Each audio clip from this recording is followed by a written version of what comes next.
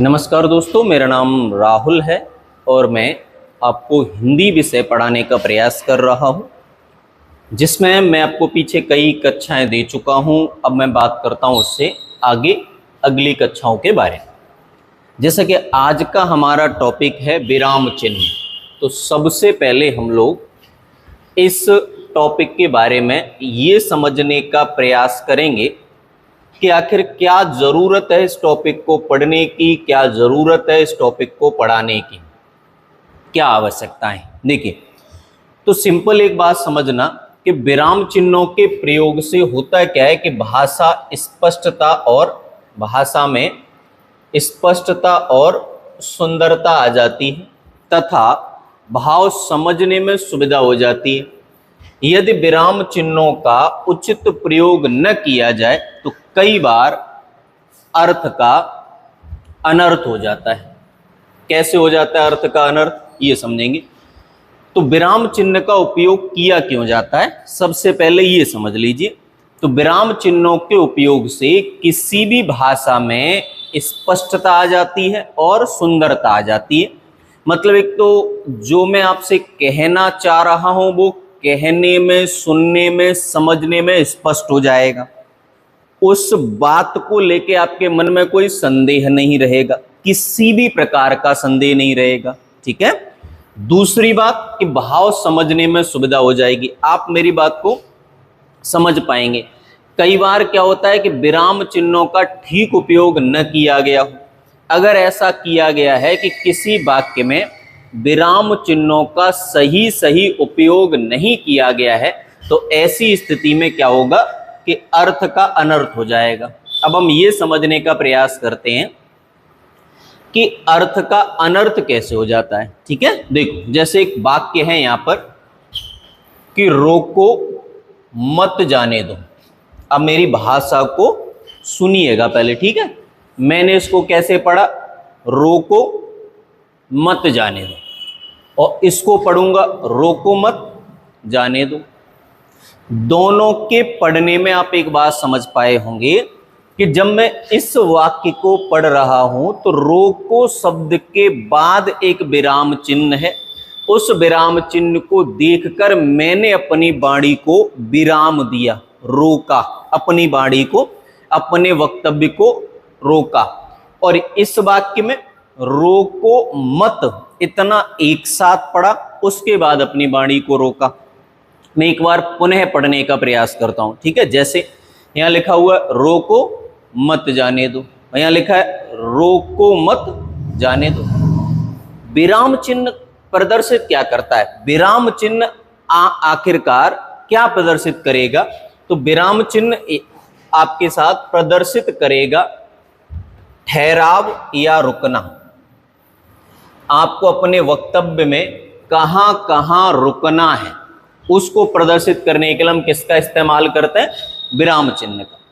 तो अब विराम चिन्ह आपकी वाणी में उपस्थित ठहराव को दर्शाता है। जैसे यहां हमने रोको मत जाने दो या रोको मत जाने दो, तो आपको ये दोनों बातें समझ में आ रही होंगी। अब एक बात समझो, एक लाइन हमने पढ़ी थी ना कि विराम चिन्ह का अगर सही उपयोग न किया जाए तो अर्थ का अनर्थ हो जाता है। अब गौर से देखना, दोनों ही वाक्यों में प्रयोग की गई शब्दावलियां समान है कि नहीं। पहले वाक्य में प्रयोग किए गए शब्द दूसरे वाक्य में प्रयोग किए गए शब्दों जैसे ही हैं। जैसे ही का मतलब क्या है, बिल्कुल एग्जैक्ट सेम है। ठीक है, तो जब दोनों ही शब्द एक दूसरे से पूर्णतः समानता रखते हैं, आराम से मेरी बात को समझना, फिर आप देखो मेरी बात। जैसे यहाँ क्या लिखा, देखो, रोको मत जाने दो, यहां किसी व्यक्ति को जाने से रोकने के लिए कहा गया, और यहां रोको मत जाने दो, यहां बोला गया रोको मत जाने दो, यहां जाने के लिए कहा गया। अब देखो, एक वाक्य में वही शब्दावलियां हैं और यहां शब्दावलियां किसी व्यक्ति को जाने से रोकने के लिए प्रयोग की गई हैं, और यहां किसी व्यक्ति को जाने देने के लिए प्रयोग किए गए। ये सारा खेल किसका है, विराम चिन्ह का। तो आप समझ गए होंगे कि अगर विराम चिन्हों का सही और उचित प्रयोग न किया जाए तो अर्थ का अनर्थ हो जाता है। अर्थ के अनर्थ का मतलब जरूरी नहीं है कि अर्थ जो आप बोल रहे हैं वो बिल्कुल ही गड़बड़ा जाएगा, लेकिन हाँ, उसका अर्थ कुछ और भी निकाला जा सकता है, ठीक है, ऐसे भी कह सकते हैं। चलिए, तो हम दो बातें यहां तक सीखे। पहला कि विराम चिन्हों का अगर सही सही उपयोग न किया जाए तो क्या होता है, और दूसरी बात हम लोग सीखे कि विराम चिन्हों का मतलब क्या होता है। तो विराम का अर्थ होता है ठहराव या रुकना। अब परिभाषा क्या बनेगी, देखिए, अर्थ एवं भावों की प्रधानता आधार पर जिह्वा को कुछ ठहराव या विश्राम करना पड़ता है। अर्थ एवं भावों की प्रधानता के लिए जिह्वा द्वारा किया गया ठहराव या विश्राम ही विराम कहलाता है। तो हमने सीखा भैया विराम का मतलब है रुकना। और रुकते कहाँ हैं कि जहां जहां हम अपने वक्तव्य को कहते कहते अपनी जीव को रोकने का प्रयोग करें तो उसे हम कहते हैं विराम। आराम से समझना, ध्यान से देखो। अर्थ एवं भावों की प्रधानता के लिए जिह्वा द्वारा किया गया ठहराव या विश्राम ही विराम कहलाता है। मतलब मैं अपनी बात कहते कहते किस पॉइंट पर जाकर रुका, तो वो जो मैं रुका क्षण भर के लिए, वही मेरी रुकावट क्या कहलाएगी, विराम। तथा जब लिपि द्वारा इन ठहराव या विश्राम को संकेत द्वारा प्रदर्शित करते हैं तो ये विराम चिन्ह कहलाते हैं। तो अब मैं आ जाता हूं पॉइंट की बात पर, सीधा सीधा हिसाब किताब, सीधी बात, नो बकवास। देखो, पहला सवाल, विराम का मतलब क्या है, ठहराव या रुकना। अर्थात जहां जहां हमारी जिह्वा ठहराव में आती है, रुक जाती है, उस स्थिति को कहते हैं विराम। और जब इन्हीं विराम को संकेतों द्वारा, इन्हीं विराम को लिपि में संकेतों द्वारा प्रदर्शित किया जाने लगे तो ये कहलाता है विराम चिन्ह। समझ गए? विराम का मतलब क्या है, ठहराव या रुकना। ठहराव या रुकने के लिए प्रयोग किए गए संकेत क्या कहलाते हैं, विराम चिन्ह। दोनों बातें समझ में आ रही? फिर बोलता हूं, समझो। विराम का अर्थ बताओ, ठहराव या रुकना। विराम चिन्ह की परिभाषा बताओ, ठहराव या रुकने के लिए प्रयोग किए गए संकेत क्या कहलाते हैं, विराम चिन्ह। सीधी बात दिमाग में ये रखनी है। स्पष्ट हुआ? चलिए आगे की बात समझते हैं। अब क्या हुआ है, आराम से समझना। भाषा में विराम चिन्हों के अलग अलग बातें कही गई हैं। जैसे आप जब पढ़ेंगे संस्कृत भाषा को, तो संस्कृत भाषा में केवल एक विराम चिन्ह, जिसे हम कहते हैं पूर्ण विराम, अंग्रेजी में फुल स्टॉप, केवल उसका ही प्रयोग होता है। संस्कृत भाषा में विराम चिन्हों को महत्व अधिकतम नहीं दिया गया है, ठीक है। संस्कृत भाषा में केवल एक विराम चिन्ह विद्यमान है, क्या है, पूर्ण विराम, ठीक। जिस प्रकार से संस्कृत भाषा में केवल एक विराम चिन्ह, ठीक उसी प्रकार से हिंदी का भी अपना निजी विराम चिन्ह केवल पूर्ण विराम ही है। अब देखो भैया, हम लोगों ने एक चैप्टर पढ़ा था शुरुआत में, भाषा और बोली। और भाषा और बोली में बाबूजी सरकार आप ये पढ़े थे कि हिंदी भाषा का प्रादुर्भाव संस्कृत भाषा से ही हुआ है कि नहीं। और संस्कृत भाषा से ही अगर प्रादुर्भाव हुआ है तो हिंदी और संस्कृत की नियमावली में कहीं ना कहीं तो समानता होगी ही होगी। तो यहाँ वही समानता है कि संस्कृत का अपना एक विराम चिन्ह है पूर्ण विराम, हिंदी का भी अपना एक ही विराम चिन्ह है पूर्ण विराम, ठीक है। लेकिन सबसे ज्यादा विराम चिन्हों का प्रयोग किया जाता है अंग्रेजी भाषा में। अंग्रेजी भाषा में विराम चिन्हों का प्रयोग सर्वाधिक होता है, ठीक है।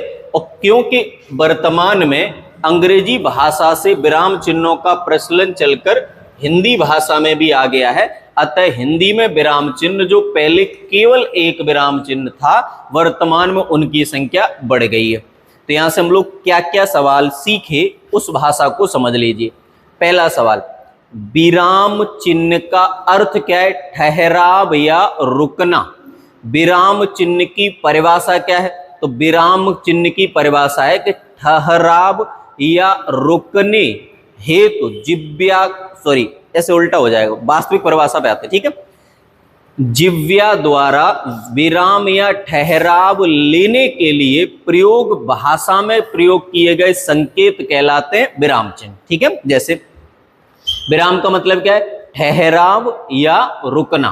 फिर ठहराव या रुकने के लिए लिपि में प्रयोग किए गए संकेत क्या कहलाते हैं? विराम चिन्ह। ठीक है, विराम चिन्ह कहां से लिए गए? संस्कृत भाषा से।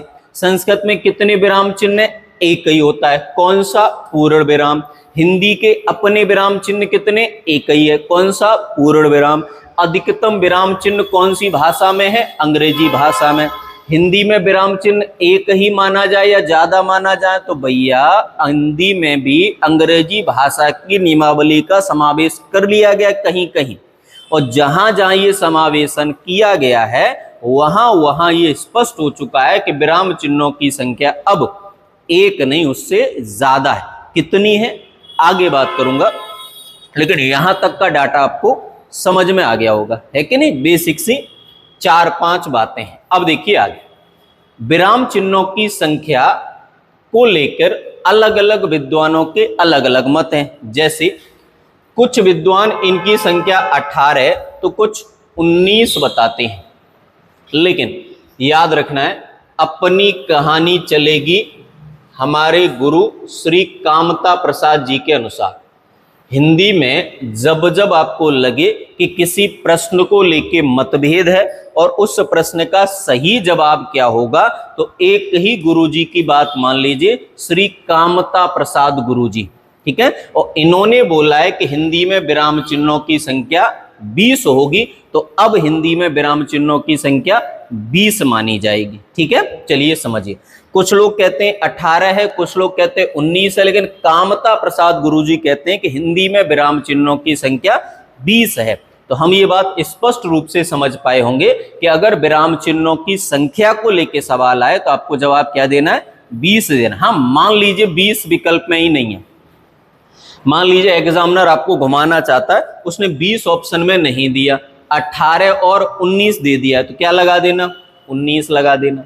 19 भी नहीं दिया तो 18 लगा देना। 18 भी नहीं दिया हो तो फिर एग्जामिनर ने लगा ली होगी ना, उस दिन पैग वैग लगा रखे होंगे, इसलिए उसने कोई विकल्प नहीं दिया। समझो, तो आंसर क्या देना है? 20। 20 ऑप्शन में न मिले तो 19, 19 न मिले तो 18, 18 न मिले तो क्वेश्चन गलत हो जाएगा। ठीक है, चलिए आगे की बात करते हैं। अब ये 20 हैं कौन कौन से, इनके बारे में, इनके चिन्हों के बारे में, इनके नाम के बारे में, ये सब पढ़ेंगे और आगे विस्तार से पढ़ेंगे इनके प्रयोग के बारे में। ठीक है, देखिए पहला है अल्प विराम। अल्प विराम इस तरह का चिन्ह जिसे आप अंग्रेजी में कॉमा कहते हो। दूसरा है अर्ध विराम, कहाँ इस्तेमाल होती है आगे पढ़ेंगे। ठीक है, उसको लेकर लोड नहीं लेना। ये ऊपर बिंदु, नीचे कॉमा जैसी आकृति। पूर्ण विराम आप जानते ही हैं, सीधी सीधी लाइन। प्रश्न चिन्ह, प्रश्नवाचक चिन्ह। आश्चर्यबोधक या विस्मय सूचक चिन्ह, है ना, उल्टी आई जैसा आकृति। निर्देशक चिन्ह, सीधा सीधा डैश जैसी आकृति। तो हम लोगों ने कितने पढ़ लिए? 6। आगे बात करते हैं। इसके बाद 7वां है आपका संयोजक चिन्ह। अब ये देखो, दोनों में मैं आपको समझाऊंगा कि जो डैश है, ठीक है, वो ये है संयोजक चिन्ह। ठीक है, ये डैश जैसी मैंने क्यों बोला अब समझ गए होंगे, क्योंकि डैश अलग है और वो अलग है। कोष्टक, अब देखो कोष्टक भी एक चिन्ह है, लेकिन ये 3 प्रकार के हैं। छोटा, सर्पाकार या मझला कोष्टक, है ना, कर्व्ड ब्रैकेट, या वर्गाकार या बड़ा कोष्टक। तो कोष्टक 3 तरह के हैं, छोटा, सर्पाकार, वर्गाकार। ठीक है, आगे अगला आता है आपका अवतरण चिन्ह या उद्धरण चिन्ह। ठीक है, तो ये 2 प्रकार के होते हैं। एकल उद्धरण चिन्ह, एक एक लगा होगा दोनों साइड से। ठीक है, दोहरा उद्धरण चिन्ह 2-2 लगे होंगे दोनों साइड से। ठीक है, 2-2 लगे होंगे दोनों साइड से। विवरण चिन्ह इस तरह से लगा होगा। पुनरुक्ति सूचक चिन्ह, पुनरुक्ति सूचक, इससे ये बात हो जाएगी, बात डबल ऐसे लगा होगा, वो आगे बताऊंगा। लाघव चिन्ह, छोटे से 0 जैसी आकृति। लोप चिन्ह dot dot dot dot dot dot XX करके लिख दिया। पाद चिन्ह नीचे अंडरलाइन करने के लिए लगाते हैं ना वो। दीर्घ उच्चारण चिन्ह, ये हम लोगों ने पढ़ा था ना, अवग्रह संधि में हम लोगों ने पढ़ा था, वो है। नुक्ता, पता ही आपको, बिंदु, अरबी फारसी के शब्दों के साथ प्रयुक्त शब्द। हंस पद या त्रुटि विराम इस तरह का बीच में लगा देता है, आगे वो बताऊंगा ही कहाँ। टीका सूचक, स्टार है, प्लस है, इस तरह की आकृति है, 2 है, ये सब टीका सूचक है। तुल्यता सूचक बराबर होता है, और समाप्ति बोधक दो तरह के होते हैं, या तो हम डैश लगा के बीच में जीरो जैसी आकृति फिर डैश जैसी आकृति लगा देंगे, या तीनों जगह डैश डैश डैश जैसी आकृति लगा देंगे पेज के नीचे, वो मैं भी बता दूंगा। क्लियर है? तो विराम चिन्हों की संख्या कितनी है भैया? विराम चिन्हों की संख्या होती है टोटल 20। सबसे पहला कौन सा है? अल्प विराम, दूसरा अर्ध विराम, तीसरा पूर्ण विराम, चौथा प्रश्न चिन्ह, पांचवा आश्चर्य या विस्मयादिबोधक चिन्ह, छठवां निर्देशक चिन्ह, सातवां संयोजक या संबंध चिन्ह, आठवां कोष्टक। कोष्टक होते हैं 3 प्रकार के, छोटा, सर्पाकार या मझला कोष्टक, सर्पाकार या मझला, वर्गाकार या बड़ा कोष्टक। फिर आता है अवतरण चिन्ह या उद्धरण चिन्ह, 2 प्रकार के, एकल उद्धरण एक एक कोमा जैसी आकृति, और दोहरा उद्धरण तो डबल इन्वर्टेड कोमा। ठीक है? विवरण चिन्ह इस जैसा लगाते हैं, पुनरुक्ति सूचक चिन्ह ये डबल ऊपर ऐसे लगाते हैं, लाघव चिन्ह जीरो जैसी आकृति है, जीरो नहीं जीरो जैसी, ध्यान रखना, लोप चिन्ह डॉट डॉट डॉट डॉट इस तरह से, पाद चिन्ह नीचे अंडरलाइन करने के लिए, दीर्घ उच्चारण चिन्ह अवग्रह हिंदी में, नुक्ता चिन्ह बिंदु, हंस पद या त्रुटि विराम ये इस तरह की आकृति, टीका सूचक स्टार है प्लस है इस तरह से या 2, तुल्यता सूचक बराबर, और आखिर में समाप्ति सूचक तो इस तरह का चिन्ह लगा मिलेगा पेज के लास्ट में, या इस तरह का चिन्ह लगा मिलेगा। ठीक है? तो अभी हमने क्या किया? पूरे विराम चिन्हों की संख्या के बारे में पढ़ लिया कि 20 होते हैं, कौन कौन से होते हैं। क्लियर है? चलिए अब हम बात करेंगे इससे आगे बात को ध्यान से समझना। देखो गौर से समझना क्या है कि उपविराम जिसे हम कहते हैं अपूर्ण विराम, ये डबल गणित में अनुपात जैसा चिन्ह, इसे कामता प्रसाद गुरुजी विसर्ग के समकक्ष बताकर मान्यता न देने की बात करते हैं, क्योंकि ये है ही विसर्ग जैसा, है ना? क्लियर है मेरी बात? चलिए अब ये बात, तो कुल मिला के चिन्ह विराम चिन्हों की संख्या कितनी बताएंगे आप? 20 बताएंगे। कौन कौन सी वो मैंने पूरा स्पष्ट कर दिया है। अब हम विस्तार से बात करेंगे एक एक विराम चिन्ह का कहां कहां उपयोग होता है। ध्यान रखना है क्योंकि मैं आपको पढ़ाई इस तरह से पढ़ाने का प्रयास करता हूं कि आपका संपूर्ण अध्ययन करा सकूं, अतः थोड़ी कक्षाएं ज्यादा रहती हैं, लेकिन इतनी मेरी गारंटी है, जवाबदेही है कि पेपर में आने वाला एक सवाल आपकी पढ़ाई गई पढ़ाई से बाहर नहीं जाएगा। थोड़ी मेहनत हम करेंगे लेकिन पेपर में पूरे नंबर लाने का प्रयास करेंगे। उम्मीद है यहां तक बात आपको समझ में आ गई होगी। मैं आगे बढ़ता हूं, ठीक है? चलिए, तो सबसे पहले हम लोगों ने पढ़ा अल्प विराम। अल्प विराम अब हम आराम से धीरे धीरे विस्तार से पढ़ेंगे। देखो, तो अल्प विराम का अर्थ है थोड़ी देर रुकना या ठहरना। थोड़ी देर रुकना, ज्यादा नहीं, थोड़ी देर। ठीक है? अंग्रेजी में हम इसे क्या कहते हैं? कॉमा। अंग्रेजी में इसे क्या कहते हैं? कॉमा, क्योंकि अंग्रेजी से ही तो लिया गया है ना। हिंदी का तो अपना एक ही विराम चिन्ह है, कौन सा? पूर्ण विराम। वेरी गुड, सही जवाब। हिंदी भाषा में प्रयोग किए जा रहे विराम चिन्हों में सर्वाधिक अल्प विराम का प्रयोग होता है, इसीलिए इसके प्रयोग की एक नहीं अनेक स्थितियां हैं। सबसे ज्यादा यही प्रयोग में आता है और सबसे ज्यादा आपको पढ़ना ही इसी में है। ठीक है? चलिए, इसमें बहुत सारे नियम है, मैं आराम से एक एक करके आपको समझाने का प्रयास करूंगा। देखो, पहली बात तो लिखा हुआ है कि वाक्य में जब दो या अधिक समान पदों, पदांशों अथवा वाक्यों में संयोजक अव्यय, कौन सा संयोजक अव्यय? और संयोजक अव्यय और की संभावना हो, तब वहां अल्प विराम का प्रयोग होता है। कैसे? जैसे यहां देखो, पदों में लिखा हुआ है, ध्यान रखना है, जहां और लगाना हो। अब जैसे देखो क्या होता है, दो शब्दों को जोड़ना है तो और लगा ही देते हैं। अब शब्द हो दो से ज्यादा तो बार बार और लगाना भाषा के स्पष्टीकरण में थोड़ा गतिरोध पैदा करता है, तो वहां कॉमा लगा के उसी सेंस को बनाने का प्रयास करते हैं। जैसे यहां देखो, अर्जुन भीम, सहदेव और कृष्ण ने भवन में प्रवेश किया। तो आपने देखा अर्जुन और भीम, भीम और सहदेव, सहदेव और कृष्ण कहेंगे तो भद्दा सा लगेगा, इसलिए हमने क्या किया, और के स्थान पर यहां पर कोमा लगा के काम चले। समझ गए? तो जब वाक्यों में शब्दों, पदबंधों, वाक्यांशों अथवा वाक्यों को जोड़ने का काम करना हो और वहां एक से ज्यादा शब्द हो तो एक जगह तो आप और लगाएंगे, लेकिन अन्य स्थानों पर आप कॉमा लगा के उसी भाव को व्यक्त करने का प्रयास करेंगे। हम क्या सीखे कि अगर किसी वाक्य में एक से ज्यादा शब्द हैं तो क्या करेंगे, कॉमा लगा देंगे। ठीक है, चलिए वाक्यों में कैसे होता है, जैसे राम प्रतिदिन स्कूल जाता है, कोमा पढ़ता है और वापस घर आ जाता है। अब देखो इसमें क्या है, 3 वाक्य हैं, सुनना। राम प्रतिदिन स्कूल जाता है, एक वाक्यांश, पढ़ता है दूसरा वाक्यांश, और वापस घर चला आता है तीसरा वाक्यांश। अब 2 होते तो और से जोड़ दिया जाता है ना, लेकिन 2 से ज्यादा है, इसलिए हमने क्या किया, कॉमा भी लगाया और जहां जोड़ने की मुख्य भूमिका है वहां और लगा दिया।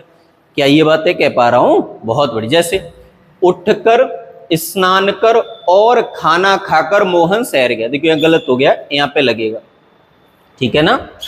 उठकर एक क्रिया हो गई, स्नान कर दूसरी क्रिया हो गई, और खाना खाकर मोहन शहर गया। तो यहां पे देखो 3 क्रिया है, उठकर, स्नान कर, खाना खाकर। तो एक जगह तो और लगा दिया और यहाँ पे क्या लगाया, कोमा। तो हम क्या सीखे कि जब शब्दों को जोड़ना हो, पदों को जोड़ना हो, वाक्यांशों को जोड़ना हो, पदबंधों को जोड़ना हो, जब जोड़ने का काम आ जाए, 2 ही शब्द हैं तो और लगा दो, 3 या 4 हैं तो कोमा लगा दो, 2 ही वाक्य हैं तो और लगा दो, 3 या 4 वाक्य हैं तो कोमा लगा दो। आप समझ गए मेरी बात को? बहुत बढ़िया, धन्यवाद। मैं आगे के अगले नियम पर आ जाता हूं। तो नियम नंबर 1 में आपने ये पढ़ लिया था। अब बात करते हैं नियम नंबर 2 के बारे में।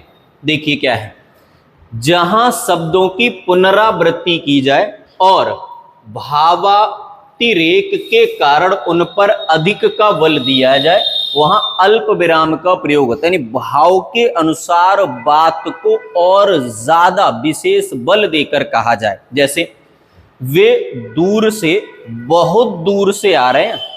देखो वे दूर से आ रहे हैं में सामान्य डिस्टेंस का अनुभव हो रहा है, बहुत दूर से यानी दूरी पर विशेष बल। वक्ता चाहता है कि श्रोता ये विशेष तौर पर समझे कि यहाँ दूरी बहुत ज्यादा है। आप ये बात समझ पा रहे हैं? तो यहाँ क्या हुआ, दूर शब्द पर विशेष बल दिया गया, तो बीच में क्या इस्तेमाल किया, कोमा।